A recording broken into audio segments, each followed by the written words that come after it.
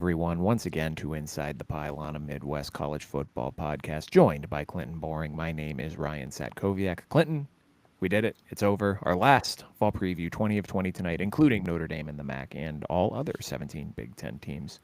It's been a fun couple of weeks, couple of months, I guess, at this point. We are saving the best for last tonight, talking the USC Trojans with Ryan Abraham from USCFootball.com, a repeat customer joining us for the second consecutive year to help us break down the Trojans entering 2025. Ryan, sir, thank you once again for making some time for us this evening. How are you doing tonight? I'm doing all right. My pleasure. Yeah, when you say like the other 17 teams, the Big Ten, other 17, there's a lot. There's so many.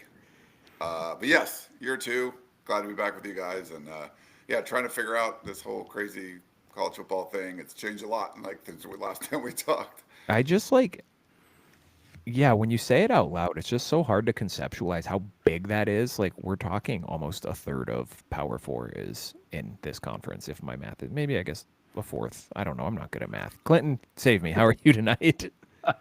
I'm doing great, man. What's 18 divided by 64? Hold on. It was a mad dash home tonight. We flag football wrapped up a little bit later than I anticipated. Got home, got the kids some food. The wife is being a wonderful mom and wife tonight for me, and gonna get the kids to bath, and then we'll get up for bedtime when we're done. But I've been great. I've been looking forward to talking to Ryan Abraham all day about the Trojans. It's an interesting year. We're going into what, fourth season with the Trojans, second season for Riley. I'm sorry, Riley's fourth season with the Trojans, second within the Big Ten, and I'm excited to see what this team has. It was so close in so many games last year, and ready to learn about the team. Yes, I think, definitely one of the most fascinating teams in 2024 solely because, they're leading in the fourth quarter in all but one game. If they close a little bit better, then we're talking about a team that's potentially making playoff noise. But instead, we're sitting here talking about a team that went 4-5 in the conference and 7-6 overall last year. So Ryan, I just want to kind of start with that heading into year four with Lincoln Riley. Overall record 26-14, and by comparison, his first 3 years at Oklahoma, he had made the playoff three times and had 36 wins over three seasons. So heading into this season, what's been kind of the fan base's mood with its head coach, given kind of the mixed bag, but also on the back of a summer where they really started raking in some high quality recruits, and currently I think still have the number one recruiting class for 26 as we sit here right now. Yeah, the fans weren't, as you could understand, not super happy. I think it was 13-11 the last two regular seasons, and knowing how much Lincoln Riley was getting paid. If you're getting paid, top five money, you want to see results that are similar and not, fighting for bowl eligibility with a win against your, rival at the end of the regular season. They did go 2-0 against the SEC last year, so that's something that Mm-hmm. you can kind of go on. It's like, hey, you did something, I guess, probably good for the conference overall. But I feel like this is one of those things where he's nowhere near where he was at Oklahoma, but at Oklahoma, you took over for a legend and you really were rebuilding a dumpster fire at USC and maybe set the expectations a little too high in year one by winning a Heisman and 11 games and all that. But I feel like there's an average in there. I think if you kind of reverse the way those results were, you would feel a little bit Mm-hmm. differently. But I think the real issue was it was still a mess of a program, and not just in the football department, but really in the athletic department as well. I think Mike Bone came in and tried to fix some stuff because it was really bad, and then Jennifer Cohen the last couple of years has really done a lot of good things, and we've seen it kind of build around the football program. Just the personnel department was terrible, and they weren't recruiting locally. You mentioned the number one recruiting class. They could have had that before, and they just weren't even focusing on these major programs in Southern California. So they bring in Chad Bowden from Notre Dame in the offseason, and I think all of that stuff is going in the right direction. The year before, the defense was in shambles. She brings in, and they all bring in Danton Lynn from UCLA, make the defense more fundamentally sound. So I think they've fixed a lot of things around the football program, and the athletic department really supporting Lincoln Riley as good as you possibly could. Now the only thing left to do is win on Saturday. So I think to go from like 6-6 to 8-4 would technically be a pretty decent improvement, but I don't think that's what fans are looking for. Like you mentioned, having 5 fourth quarter leads you blew last year, they feel like it should have been more of like an 8-4 type of team, and they want to see something built on that. I don't think fans are going to be excited about something like 8-4. It might have to be a 9-3, not somewhere in the playoff discussion for them to be happy. But they're not happy right now, and it's understandable. And I think Lincoln Riley realized there's a lot of pressure on him to really step up the results in 2025.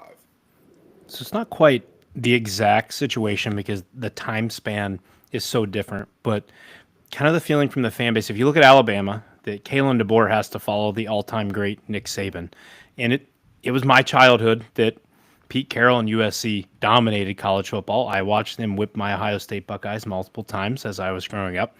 Is there still kind of that ghost of Pete Carroll that lingers with this fan base and what the expectations and the bar should be for what they want USC? And does that put a little pressure on? I mean, we had coaches all the way up now to Lincoln Riley, and then carries more expectations that they want the success now versus being patient and waiting for the build to come.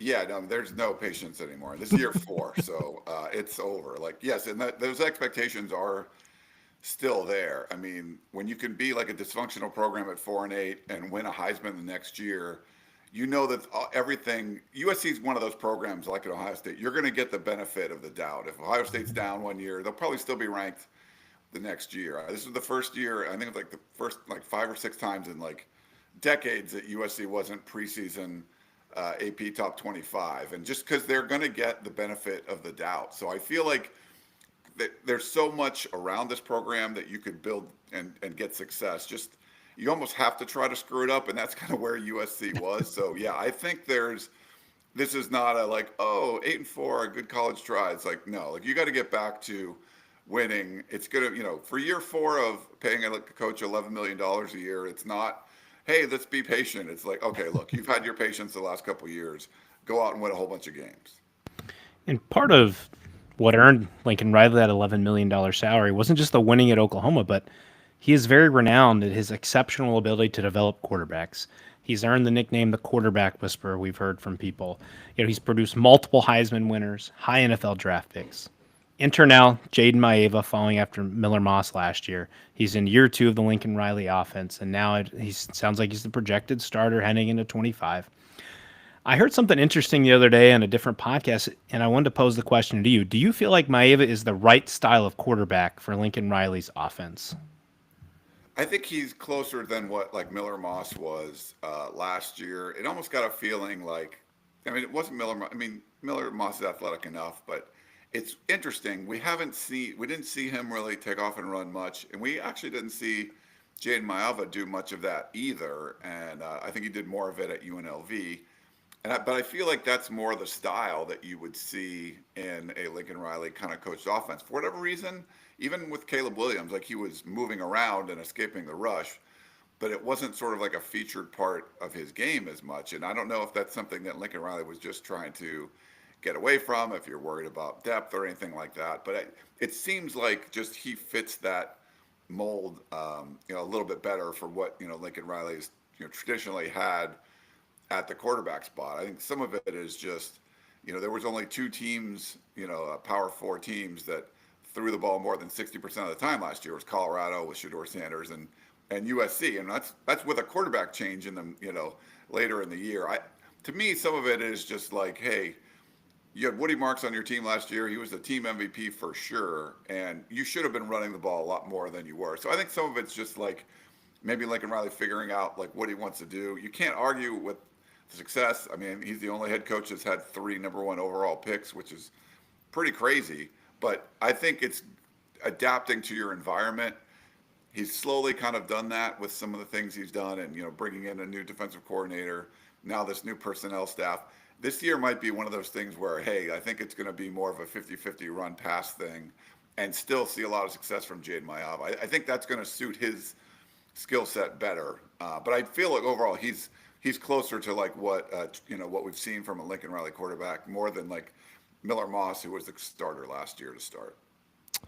Have you guys gotten a sense or the ability to view practice enough to get any kind of sense on what Hassan Longstreet has been so far? And the follow-up question to that being, do you get a sense on whether or not Jayden Maiava is going to have a similar leash to what Miller Moss had last year, or if there's going to be a little bit more leeway with him.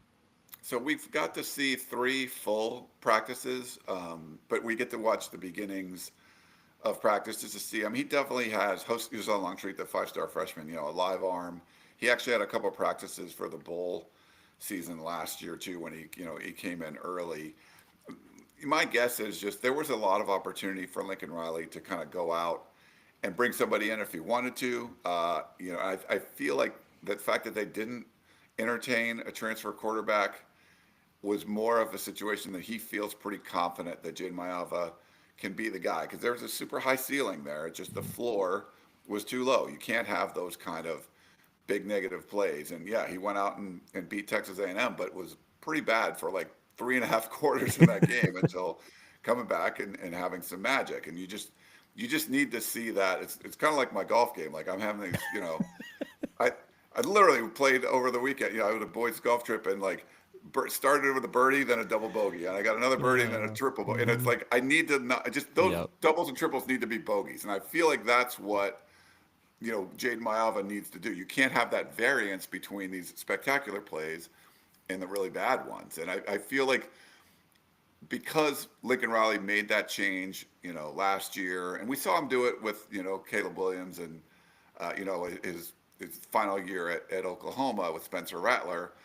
I just don't feel he wants to do that again. And they start off with a pretty easy slate of games to begin the season.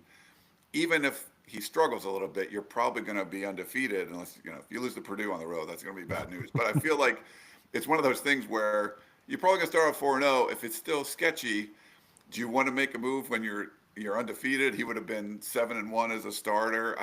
I feel it's going to be tough. And then if you do make a move when the schedule gets tougher, that's a tough situation to put your true freshman in. So I think they're going to do, or Lincoln Riley's going to do whatever he can to kind of keep the status quo and get through the season with Jayden Maiava and build up the confidence of Hassan Longstreet. But he definitely looks like he has a live arm. And from what the players we talked to and the coaches, it just seems like he's learning and trying to get ready. The talent's there, but I don't think it's something where he's not, he's looking over his shoulder like, oh, this guy's coming for me. It's not like an Arch Manning sort of situation. I think he can be the guy, but it doesn't seem like it's going to be the guy right now.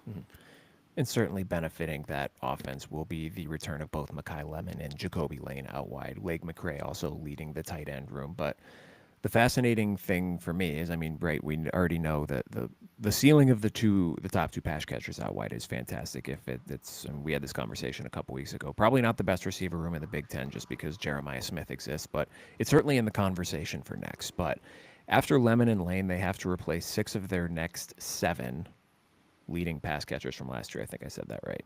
Couple transfers out, plus the graduation. You mentioned Woody Marks heading on to the next level.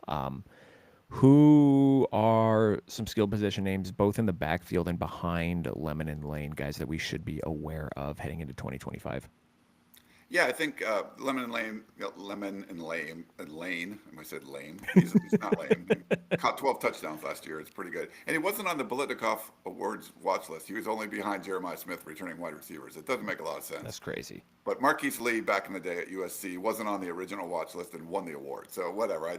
I hate watch lists anyway. So we have to talk about it. It's podcast stuff, but that's about it. But I think they're going to have the clear number 1 and 2 guys. I actually asked Lincoln Riley about this at media day, and last year they had more guys, and that was spread out. You weren't really sure who the number 1 dude was going to be. But now Zachariah Branch, hearing good things about him in Georgia. Duce Robinson, hearing good things about him down at Florida State.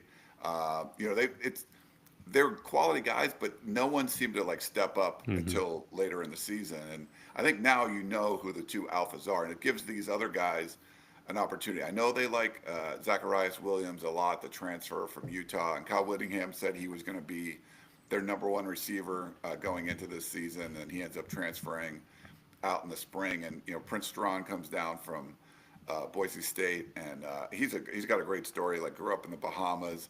His dad would have his little sisters playing, defense against him just to try to they didn't have organized high school football, and he's a big body guy. He looks like he's someone that could make some plays. And I'm curious to see how much they use the tight end room. Like McCree is back, and they got some other guys they like, but it hasn't been utilized in the passing game that much. And then DJ Williams is a younger guy on the roster that they like that hasn't really done much, but could break through. There's some other young guys. There's some other there's options there, but I think knowing that you have these two number one guys that you can just kind of go to and you can't double team both of them most of the time. I think that's going to help, and then they'll probably fill people through and rotate a little bit more. I think it hurt the passing game rhythm just having too many guys that you could all thought were number ones, and then now it's like, okay, here's the two dudes, and then everyone else can be, you got two Batmans and there's a bunch of Robins, and we're not sure which one's going to be the guy, the Robin that come in, but there one or two of them really could step up and have decent years. But outside of Lemon and Jacoby Lane, I think those are going to be the two ones that everyone focuses on. And then looking at the backfield quickly, two successful SEC transfers the past few years, and Marshawn Lloyd and now the gone Woody Marks. Unfortunately, just saw that Quentin Joyner tore his ACL today with Texas Tech. So best of luck in his recovery there.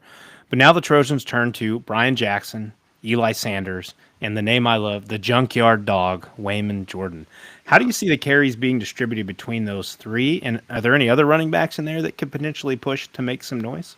Yeah, I mean, Wayman Jordan has been the guy we just heard the most buzz about, who won the JC version of the Heisman Trophy last year. And the one thing, you can argue whatever Lincoln Riley success, not he's done a really good job bringing in transfer running backs. It started with Travis Dye, out of Oregon, year one. He was a stud. And then you mentioned the other two guys from the SEC coming in and just really being these alphas on the team, even though they've come in for 1 year and somehow, fit with the chemistry of the team, worked well in the offense.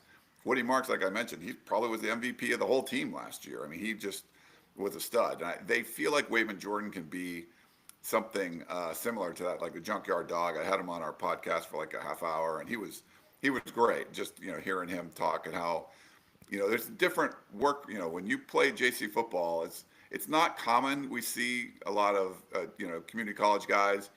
And USC hasn't been doing that for years. Some programs do that a little bit more than others. They haven't done a lot of it, but those guys usually really love football, and it's one of those things you're going to work hard. And the film that my recruiting guys were watching on him, they were on him early right away. Like, man, this guy's gonna be a stud. And then you hear from the coaches like Wayman Jordan, he's going to be a stud. And everything we've seen and everything we've watched, it's like, okay, that's going to be your guy.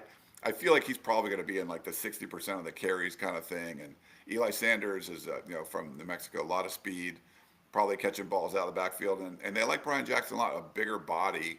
It could be more in a short yardage thing. But I feel like you feel like it's a decent all-around back with Wayman Jordan. You're going to go with him and then use some of those other guys situationally. And then kind of moving forward for any success, well, this is a combo question, offensive and defensive line. I put the trenches together because I felt like in a lot of what I was listening to, that's where USC needed to make some good improvements. And if you want a better offense, if you want a better run game, you got to control the line of scrimmage. And USC and Lincoln Riley really seemed to emphasize that in this 2025 offseason. The offensive line is now featuring, homegrown prospects such as Eliza Page, Alani Noah, while mixing in transfers. Is it John Ray? Is that how you say his name? John Ray Reed, yeah. John Ray Reed, and then DJ Wingfield. How do you expect this starting five to kind of shake out for the Trojans? Yeah, it's probably the biggest mess. I mean, they definitely improved on the defensive line. That looks much better. The offensive line, I think they're still mixing and matching. We got to see some of those practices, and it hasn't been, for what we've seen, the same starters. They've moved guys around. Even like a Killian O'Connor, who was a former walk-on that they've, kind of been the backup the last couple of years, has been getting some reps with the ones over Jean Ray Reed, the big general they brought in. They did a really good job, I think, with transfers in year one for the offensive line. The last two, it just hasn't worked as well. We'll see how this one works. But even DJ Wingfield, there was a hearing today, and we're waiting for some judge to rule. I might be happening as we're talking right now. I don't know, but it was really going to be tonight or tomorrow where we get this. There was some injunction. I don't know all the legalese, but trying to get basically not count one of his junior college years, so he would still have eligibility. But USC brought him in expecting, from Purdue, expecting him to be able to play, and so far that's not been the case. So that would be a hole there too, even if he's not able to play. But it is definitely a mix, like you mentioned, and I think Elijah Page is sort of leading that room. But it's not. It's not something you're like, wow, you feel really good about how this offensive line's going. Lincoln Riley's been really positive about it. We ask him about it a lot, but I think just from all of us watching, you're just like, I'm not sure this is going to work. Now maybe it does. They like this Michael Benuelos kid who's been playing left guard while G.J. Wingfield is out. But it's a little surprising that Jean-Ray Reed wasn't just, hey, he's the guy, came in from Syracuse, thought about going to the NFL.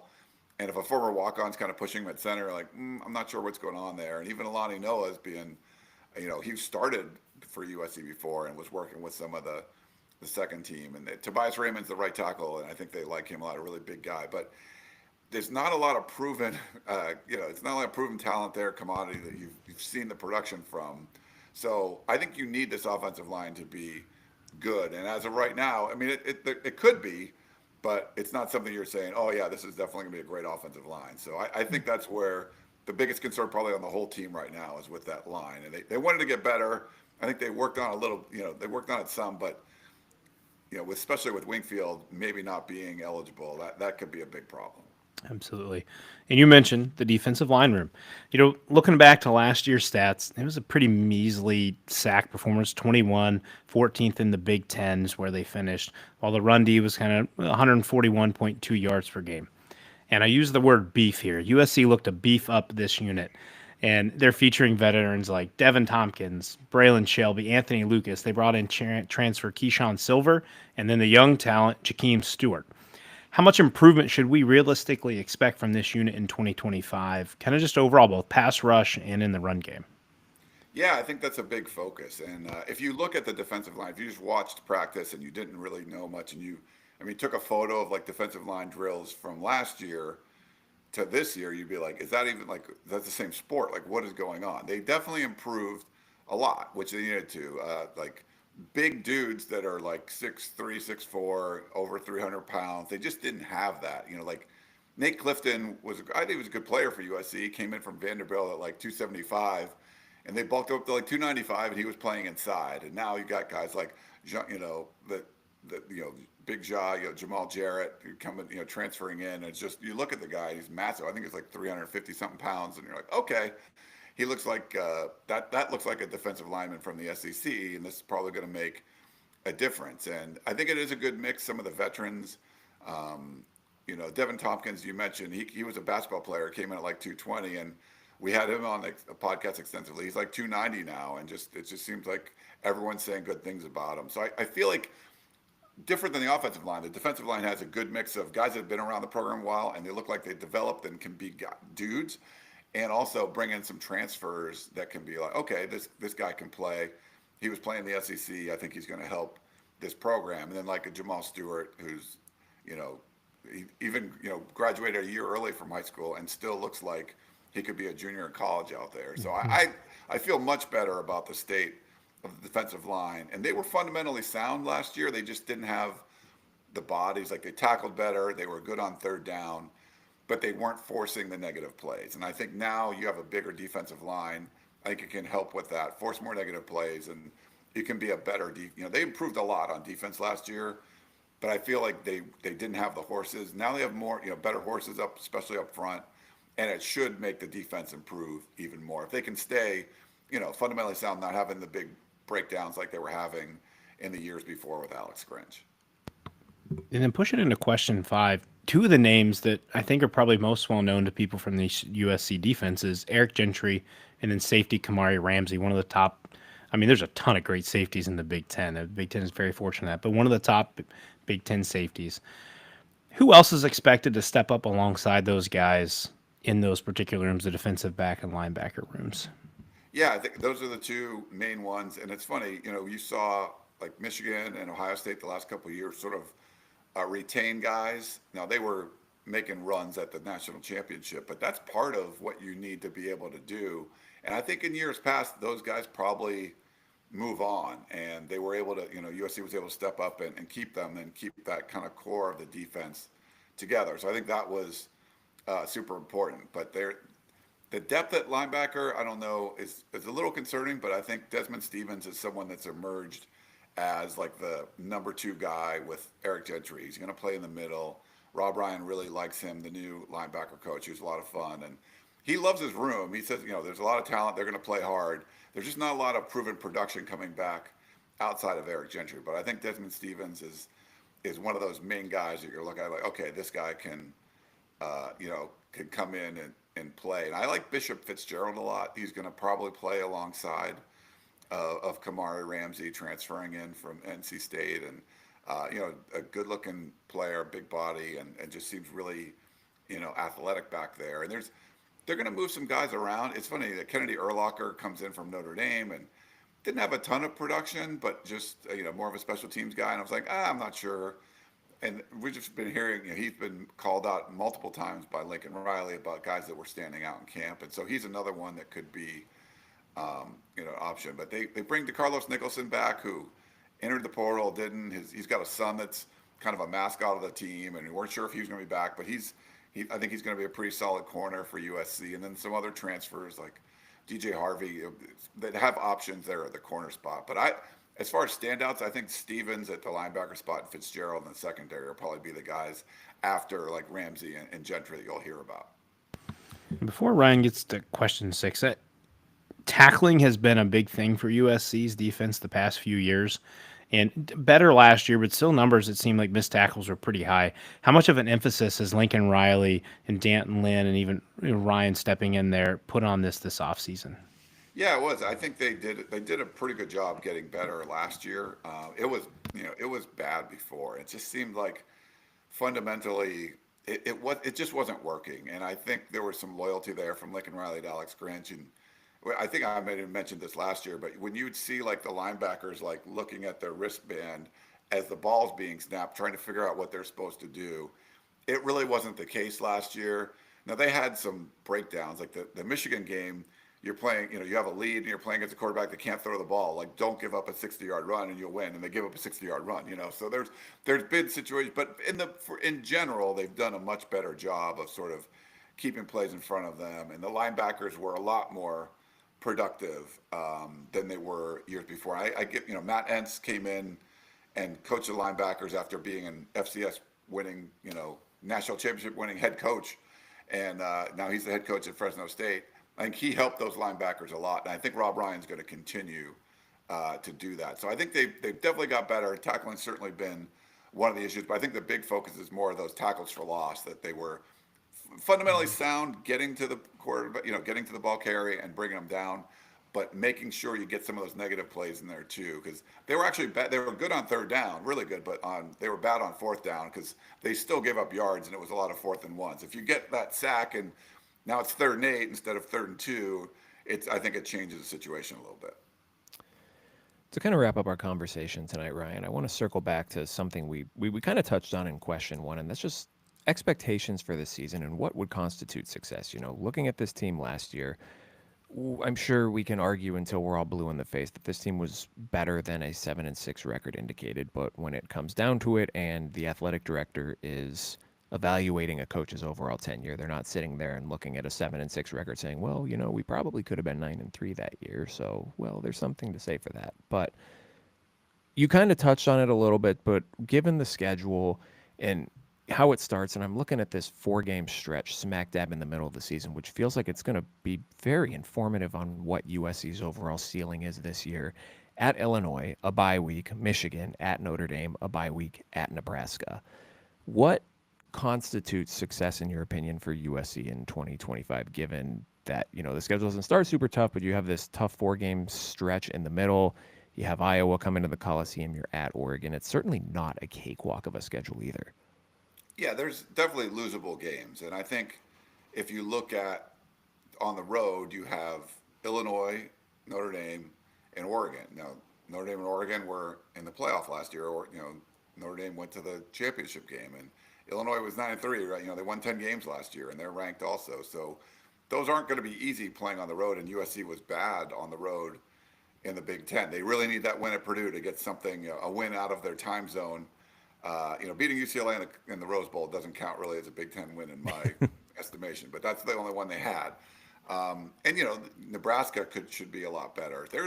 there's definitely a lot of losable games, and I think if you're a head coach or you're part of the team, and if you went from 6-6 to 8-4, you're talking about improvement. But like I mentioned earlier, I don't think the fans are going to look at it that way because they should have won more games. Like it should have been Maryland's only Big Ten win. Like that should not have happened. So I don't think they're getting credit for being 6-6. I think they're saying like, 8-4 is not a big improvement over last year. You should have been that anyway.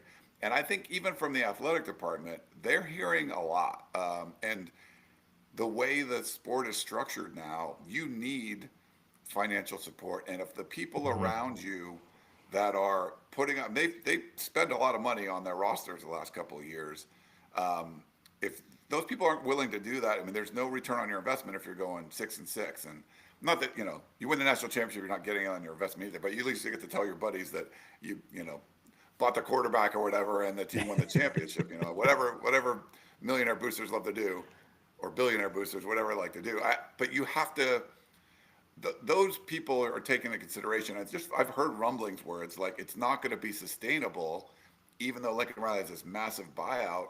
If you keep having seasons like this, and I don't even think 8-4 is going to keep people from going like, oh, we get it. There's improvement. We'll build towards next year. You got this recruiting class. I don't think that's going to be good enough from the majority of people that like really care about this football team. And you can probably spin it if you're on the, if you're a part of the coaches, you're like, hey, we're getting better. I don't think anyone outside of that, if you're on the USC administration side or the booster side or fan side, are going to think that's good enough. So to me, it's like a 9-3. It's sort of like you got to get that and be in the playoff conversation. And if not, I don't think anyone outside of maybe people around, Riley are going to think that was successful. I just feel like that's where USC has to be. It might not be fair, but that's kind of like 2 years of ho-hum, just mediocrity is kind of led you to this. You fixed a lot of stuff around. Now you just have to go, like I said earlier, you just have to go win games on Saturdays. I mean, they were a Caleb Williams hamstring injury away from having the one playoff season. So it's close. It's doable. I think it's the hardest thing in the world. And I saw this in Columbus with Ryan Day is fans being patient. And sometimes it takes time to build a program up. You mentioned where USC came from. Look at Harbaugh at Michigan. Excuse, whatever's being said now, but the time of like couldn't win it all and then finally started winning. It's hard for fans to be patient, but sometimes you just need to allow the coach to get the team back where they were. I still think Lincoln Riley's a good hire, but I feel like there's a lot of pressure on him this year. No, you're right. And I think you do need patience at times, but you have to see progress and a reason, things get better. It was funny, like back when Pete Carroll first got hired, Paul Hackett came in and was, pretty bad. The fans didn't like him. The players we talked to really didn't like him. And he just wasn't, he was the, Kansas City Chiefs offensive coordinator, comes in and had all these weird quirks and stuff, but whatever, and 2 years later, like, he's winning the Orange Bowl, and Paul Hackett said, I came in with a 5-year plan, like insinuating that if you just stayed with me and, you would have been there. It's like, no, dude, like things changed a lot when Pete Carroll came in. You see the decisions being made. For me, decision making is so important. And USC's decision to not recruit locally was just dumb and just like, this is hurting your team. And that's why maybe you don't have an extra couple offensive linemen that you're relying on right now. And it's like if you could get a parking ticket and it's fine, you don't pay it, but you don't pay 10 of them, there's a boot on your car. Like that's a series of bad decisions you made. And I feel like, Pete Carroll came in and just made a really lot of good decisions that started paying off. And you had a 7-year run of going to a BCS game every year because a lot of those decisions you made. And I think now you're starting to see those decisions get made, but you're wondering like, why weren't you doing that kind of early on? So patience is important, but you want to see the train going in the right direction. I do feel it's going that way now, but it's been a while. So I think the patience isn't going to be the strongest suit for some of the people in the administration and the fans. Yeah, I'm fascinated to see kind of how this plays out this year. Certainly the vibes are a lot different than they were following that kind of in that aftermath of the 2022 season where it seemed like the sky was the limit for this program, and to kind of see where they are now just 2 years later, it's almost kind of jarring just how I don't even, not that it's at a bad point or anything, but it seemed like we were going to be talking about USC as a perennial playoff team. And now we're sitting here talking about, are they going to win enough to keep their head coach next year? So, I don't know. Yeah, That's the kind of where good I'm thing at. is it's USC. So like, if they go out 4-0 and then they beat Illinois on the road and they're a top 10 team, everyone's like, all right, so USC's back. It's fine. Like Yeah.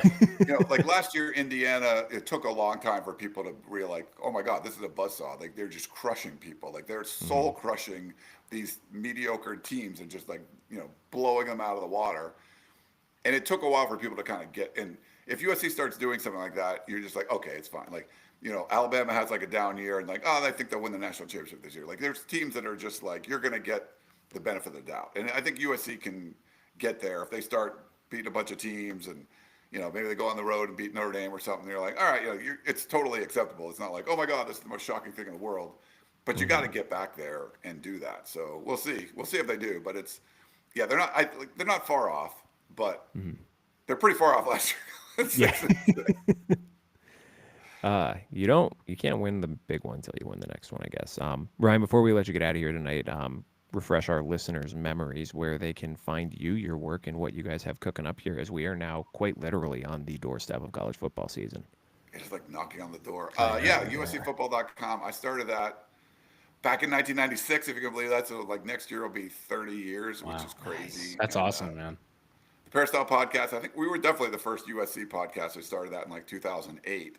Mostly because like I do a lot of radio, especially when USC was good, but it mostly around the country. And LA sports radio was more like Lakers, Dodgers. I'd get appearances every once in a while, and I was like, I'll just start a podcast. Like that's all. That's the only reason I did. I didn't even listen to podcasts before I like hosted my own. So yeah, we've been doing it a long time. We're part of 24/7 Sports Network. Big message board, the Peristyle. That you can go check out if you're a fan. And yeah, actually, it's been a lot of fun doing it. I can't believe I've been doing this long, but yeah, it's been a while. Well, sir, the authority on USC football, we really appreciate you making some time for us this evening to talk about the Trojans heading into 2025. And thank you, everyone, for listening with us for the last couple of weeks, last couple of months, as we preview the entirety of the Big Ten for you guys.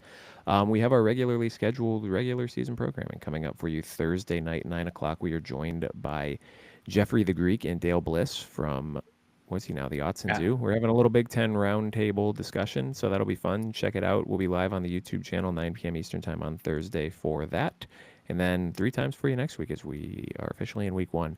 Everyone, thank you for joining us this evening. Have a wonderful week.